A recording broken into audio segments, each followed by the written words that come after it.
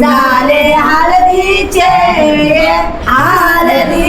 लाला देव पुरीचे दौड्यावर. हरिओम केशवाय महा, हरिओम नारायण महा.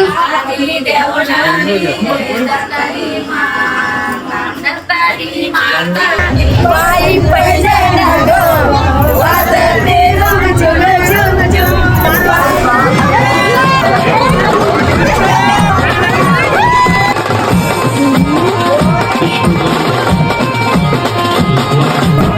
नमस्कार मित्रांनो, मी क्षितिज श्याम गुलाबकर पुन्हा एकदा स्वागत करतो आपल्या हक्काच्या भन्नाटाच्या नवीन ब्लॉगमध्ये. मित्रांनो, आजचा ब्लॉग खूप भन्नाट असणार आहे, कारण या ब्लॉगमध्ये आपण हळद आणि लग्न एकाच दिवशी म्हणजे याच ब्लॉगमध्ये अनुभवणार आहोत.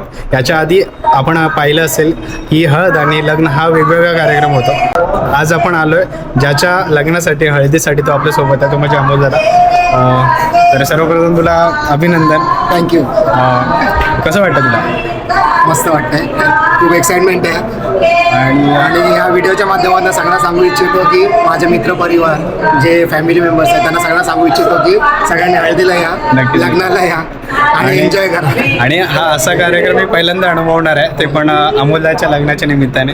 सो नक्कीच खूप मजा येणार आहे. आणि हा कार्यक्रम कसा पार पडतो आणि कोळी परंपरासुद्धा इथे अनुभवायला मिळणार आहे, कारण आता गाणीसुद्धा म्हणतात. आपली जी मेन हळदीचा कार्यक्रम असतो तेव्हा गाणी म्हटली जातात, त्यानंतर मग हळद लावली जाते. सो चला व्हिडिओच्या सोबत राहा. मंडपी सगळे देऊनी वाजवणा देतीयो. मंडपी जोडीसी येऊनी करणारे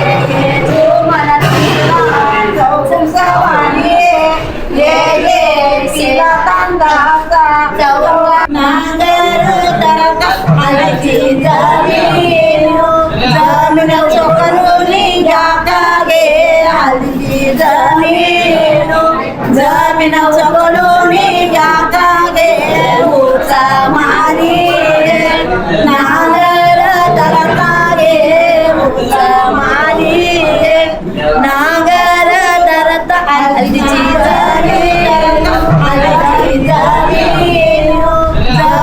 चोकनुनी घ्या गे आलची जमीन जमीन चोकनुनी घ्या गे उचा मारी नांगर तरका गे उचा मारी नांगर तरत आलची जमीन. कराला बाबू आई पूछे ले कल्ले करे तुम्ही कुठे जात ले करे तुम्ही कुठे जा. आई ग आम्ही जातो परदा परनाया. आई ग आम्ही जातो परदा ले करे कसी बरदा परनाली ले करे कसी बरदा पर. आई गो खाला